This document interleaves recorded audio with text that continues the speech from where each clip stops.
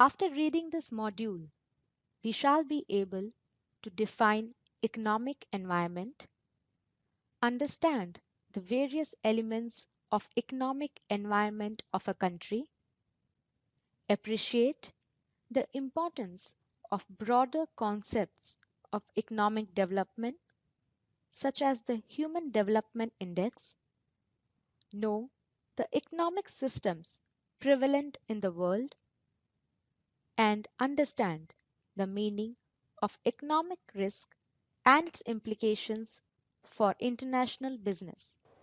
The economic environment has a strong influence on international business decision. Global economy refers to an integrated world economy with unrestricted and free movement of goods, services, and labor transnationally. It is characterized as a world economy with a unified market for all goods produced across the world. It thus gives domestic producers an opportunity to expand and raise capacity according to global demand. An international manager has to be aware of the economic systems that prevail in a foreign country before entering into it. When approaching a host country, it is essential to determine economic systems of that country. This can determine the economic success of a company in that country because some economic systems value individual goals better than the collective goals and vice versa. This tendency can create environments where one type of business can be more welcomed than another. Although there are different types of economic systems around the world, such as centrally planned economy, market economy, countries that lean more towards a free market economic systems have proven to be working better. The economic conditions of any country fluctuate regularly. The economic systems are a means of understanding the economic environment of any country. The economic systems are of three types, which explains whether the business are privately owned, government owned, or there is a combination of private and government ownership. The three economic systems are market-based economy, centrally planned economy, and mixed economy or allocation. Market-based economy. In market economy, also called capitalism, all production functions are privately owned. The decisions to produce and distribute goods is taken by individual firms based on the forces of demand and supply. Consumers are sovereign and they play an important role in deciding what the producers should produce and supply. Prices of the products are determined by the forces of demand and supply. The means and factors of production are owned by individuals and firms and they behave according to the marketing forces. The firms are quite free to take economic decisions. The system of capitalism stresses the philosophy of individualism, believing in private ownership of all agents of production, in private sharing of distribution processes that determine the functional rewards of each participant, lesser governmental restrictions, and in the individual expression of consumer choice through a free marketplace. For example, United States of America, Western Europe, Japan. Centrally planned economy. In a centrally planned economy, also called socialism, planning is a must and decisions regarding production and distribution of goods is taken by the central authority, depending upon the fulfillment of a particular economic, social, and political objective. The government designs the investment and coordinates the activities of the different economic sectors. Decisions related to all economic activities, what to produce, how to price, etc., are determined by the central government.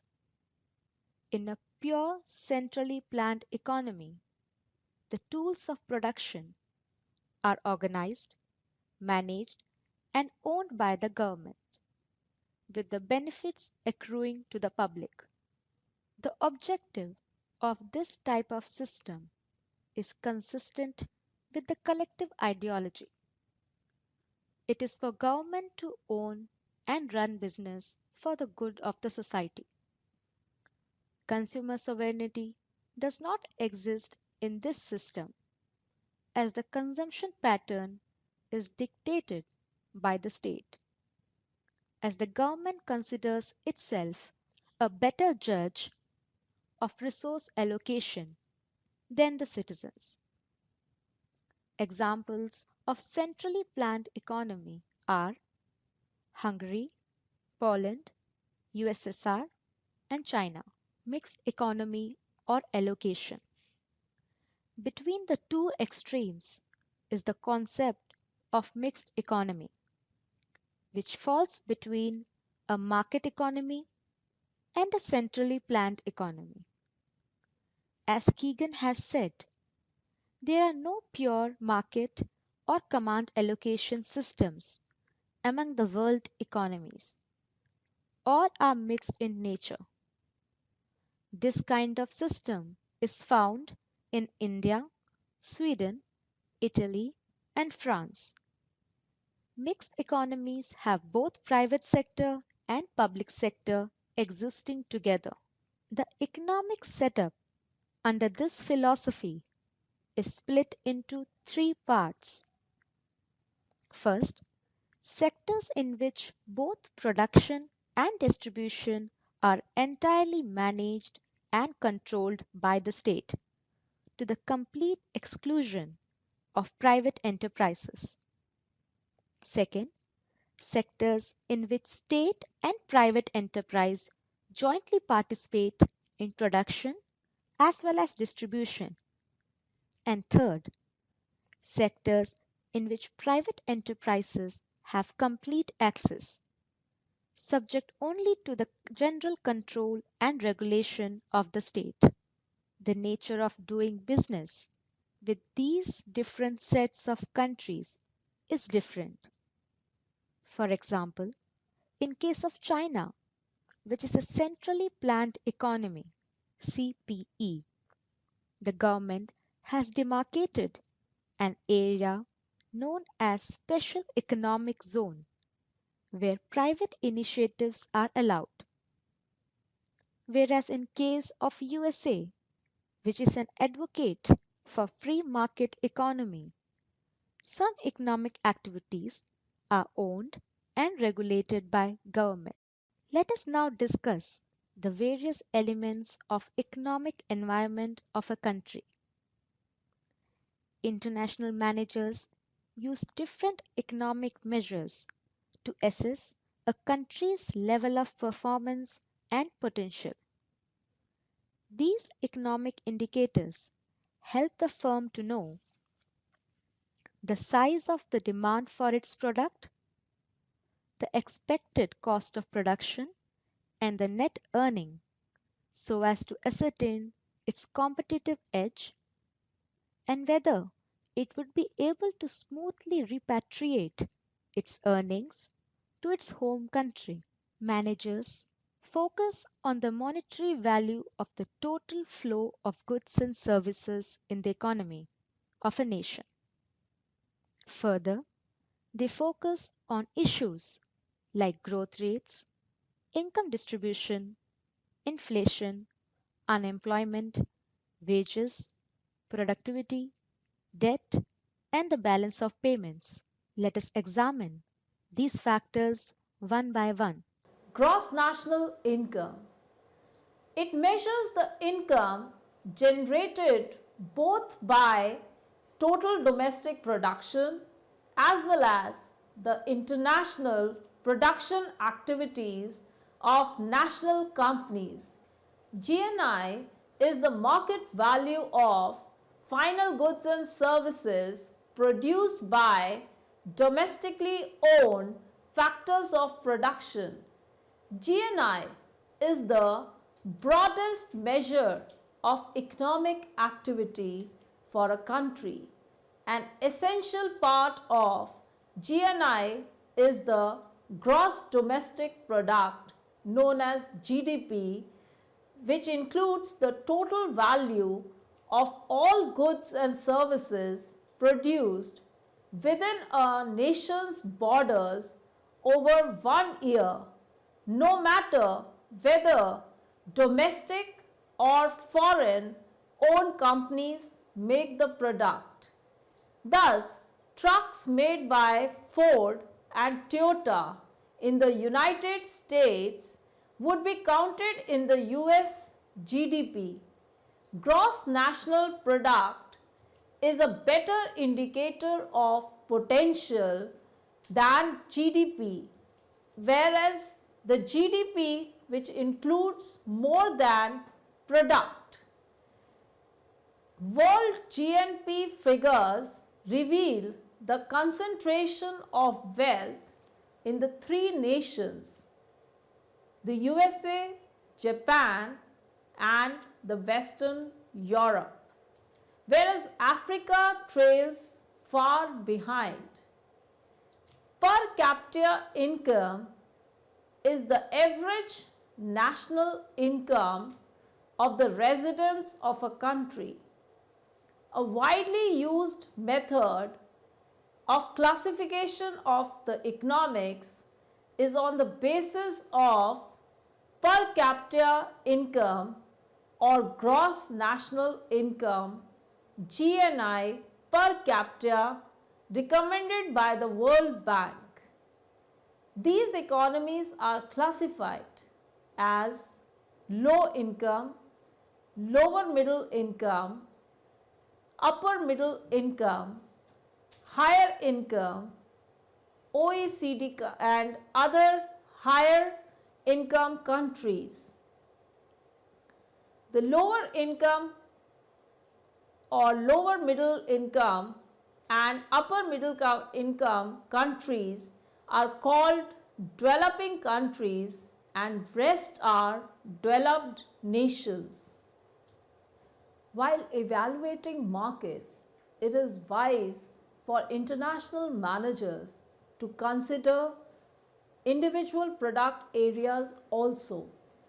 For example, Belgium's GNP is better than India's, but India's consumption of steel is 3 times more than that of Belgium.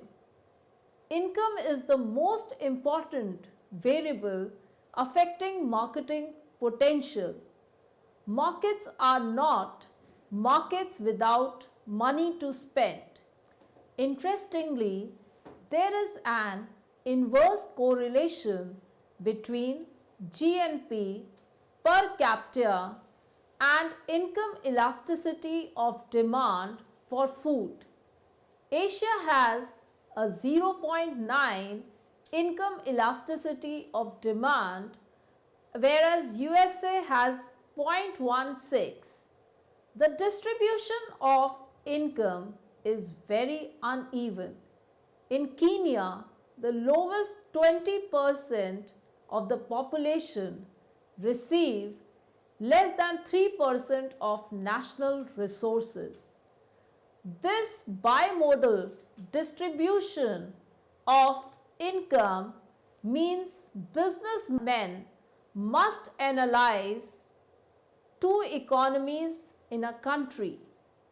Per capita judges a country's level of economic development and its degree of modernization and progress in health, education, and welfare.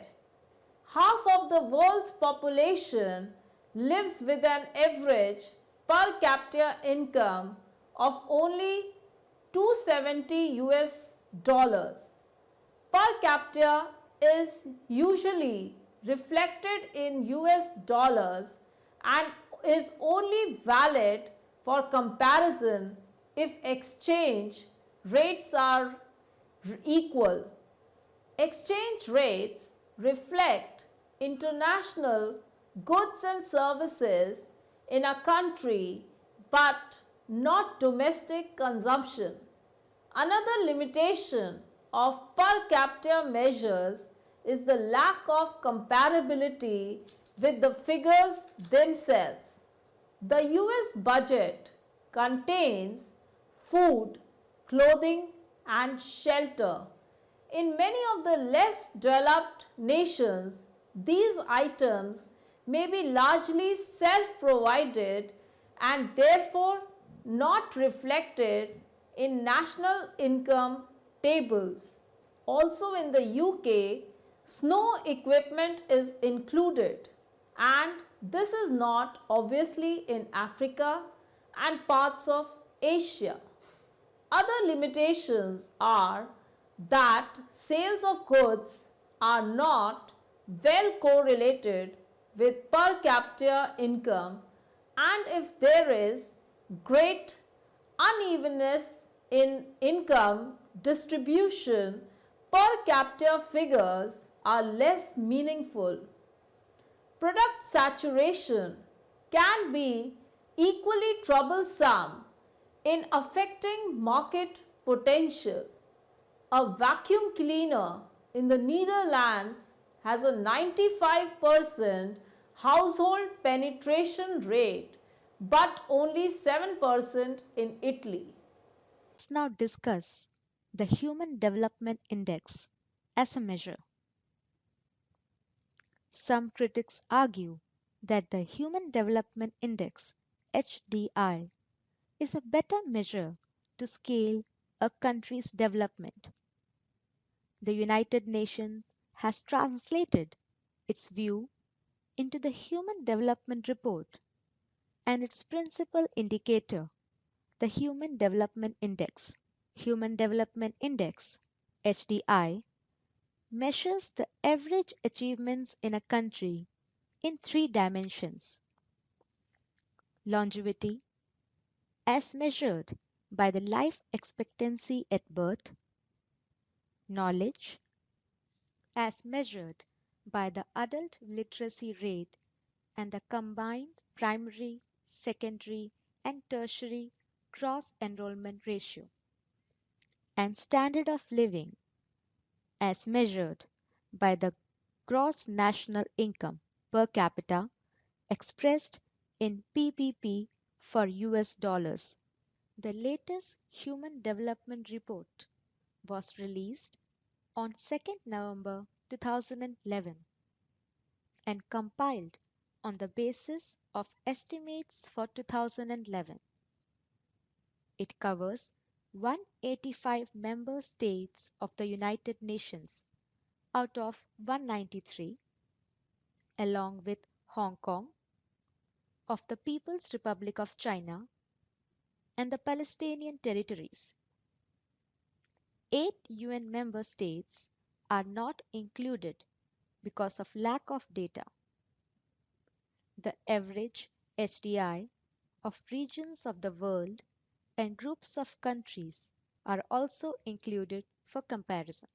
The Human Development Index is a comparative measure of life expectancy, literacy, education, standards of living, and quality of life for countries worldwide. It is a standard means of measuring well being, especially child welfare.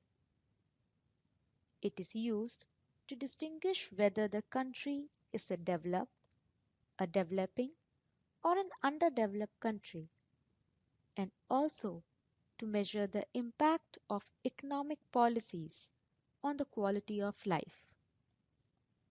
The index was developed in 1990 by the Pakistani economist Mahbub ul Haq and Indian economist Amartya Sen.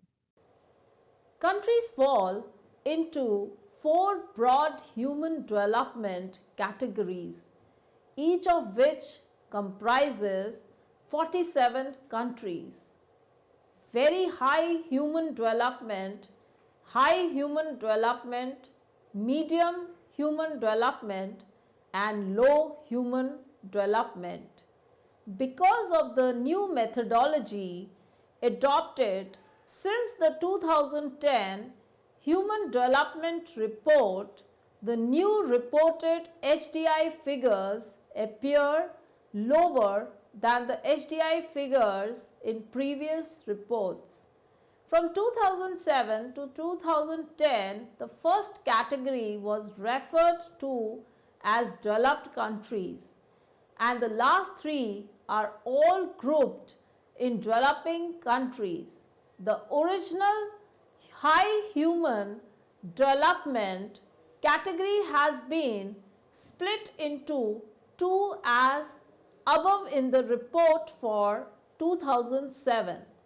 Some older groupings, high or medium or lower income countries, have been removed that were based on the gross domestic product in purchasing power parity, that is PPP, per capita, and have been replaced by another index based on gross national income, that is GNI, in purchasing power parity per capita. The country with the largest decrease in HDI since 1998 is Zimbabwe, falling from 0.514 in 1998 to 0.14 in 2010. The country with the largest decrease since 2009 is Cape Verde, which decreased by 0.17.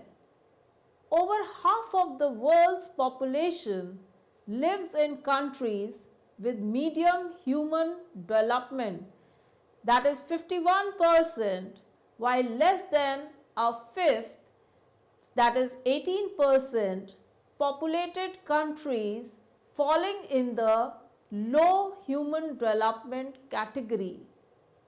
Countries with high development, that is very high human development, account for slightly less than a third of world's total population, that is 30%.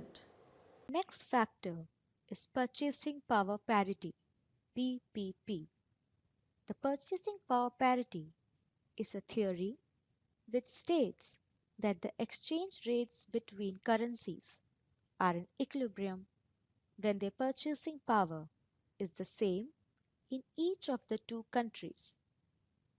This means that the exchange rate between two countries should be equal to the ratio of the two countries' price level of a fixed basket of goods and services.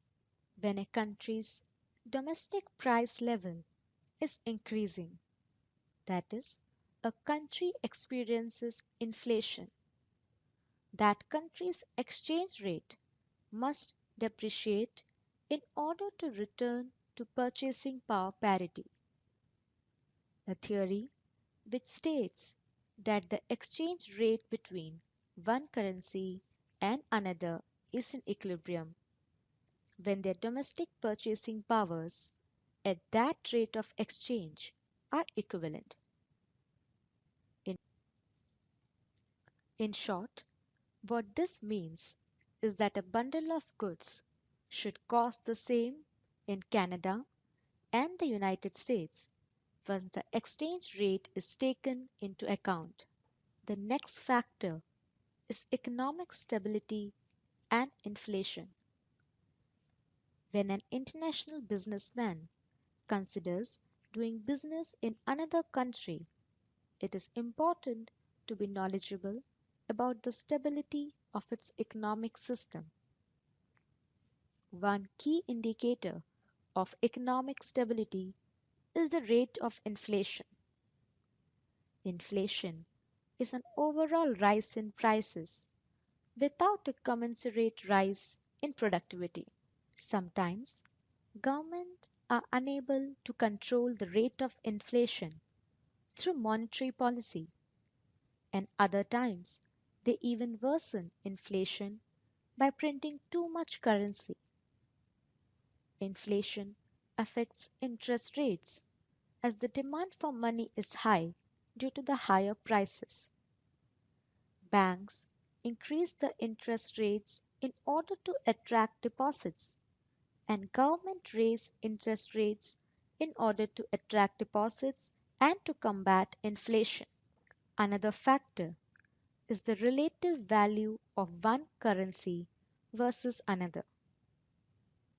Inflation affects the exchange rate of the domestic currency and thereby makes the exports expensive and imports cheaper.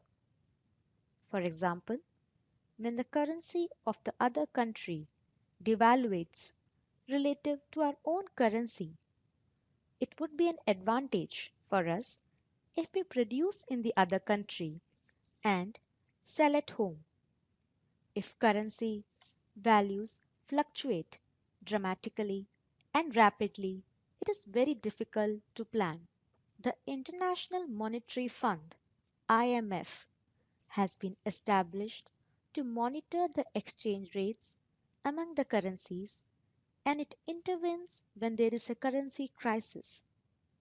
For example, the IMF intervened into Argentina when the ARS peso experienced runaway inflation. Another factor is economic development. Economic development differs widely among the countries and regions of the world. Countries can be categorized as either developing or developed. Developing countries are referred to as less developed countries, LDCs. The criteria traditionally used to classify countries as developing is based on per capita income, which is the income generated by the nation's production of goods and services divided by total population. The developing countries have low per capita incomes. LDCs generally are located in Asia, Africa, and South America. Developed countries are generally located in North America, Europe, and Japan. Most international business firms are headquartered in the wealthier, economically advanced countries. However, smart companies are investing heavily in Asia, Eastern Europe, and Latin America. For example, the number of internet users and the rate of e-commerce in Latin America is rapidly growing. Computer companies have launched online stores for Latin American customers to buy computers over the internet. American online AOL considers Latin America as crucial in expanding its global presence, even though Universe Online International UOL based in Brazil got a tremendous response over AOL. These companies are facing risks and challenges today, but they stand to reap huge benefits in the future. Although a company is supposed to stay socially responsible, the management of a company must evaluate the impact of a capital investment on the bottom line. By investing in a specific country, the business managers can try to find out the best place in terms of infrastructures or development. The major impacts of a country's economic development and infrastructure levels are on education level, production level, and technological and Next factor that we shall be discussing is infrastructure, a country's physical facilities that support economic activities make up its infrastructure, which includes transportation facilities such as airports, highways, railroads, energy producing facilities such as utilities and power plants, and communication facilities such as telephone lines and radio stations. Thus, a nation's transportation, communication, and utility systems are referred to as its infrastructure.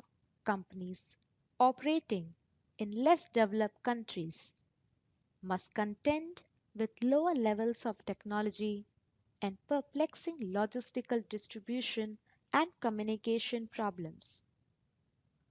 Undeveloped infrastructures represent opportunities for some firms, such as United Technologies Corporation based in Hartford, Connecticut, whose business includes jet engines, air conditioning, and heating systems and elevators.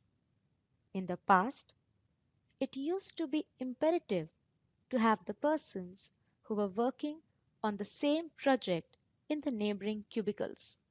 The person who is working on the same project can be located in China, United States, or India, while one is in England. Thus, understanding the host country's communication systems in order to ensure that it can support the type of high speed international communications required is necessary. Moreover, the quick diffusion of ideas to create a market for goods and services is dependent on adequate communications. The physical distribution of products is also dependent on infrastructure. The next factor is debt. Debt is the total of government's financial borrowings, which can be in terms of borrowings from its own population, from foreign organizations, from foreign governments, and from international institutions. The larger the debt becomes, the more uncertain a country's economy becomes. In 1991, India met with an economic crisis related to its external debt, where the government was not able to make repayments on its borrowings from abroad. Another factor is unemployment. Unemployment is a measure of the number of workers who want to work but do not have jobs. Countries that are unable to create jobs for their citizens create a risky business environment. The proportion of unemployed workers in a country shows how well a country uses its human resources. Further, countries are also concerned about the working age of their population, labor regulations, etc. The next factor is education. A company can benefit in hiring employees from another country with the same level of education from the home country for a lower compensation package. For that reason, it is crucial to determine the level of literacy of a chosen country because countries with better educated people can produce better goods and services. Another factor is productivity. Every company would like to reach a level of efficiency in production.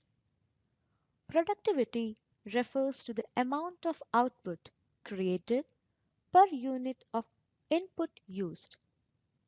This also leads to a result of economies of scale where competition can be more effective. This can be possible by having a better educated workforce that can help to achieve the level of efficiency.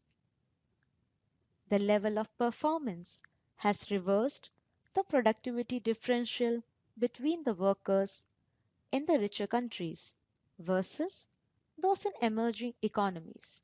And the last factor impacting the economic environment of a country is balance of payments.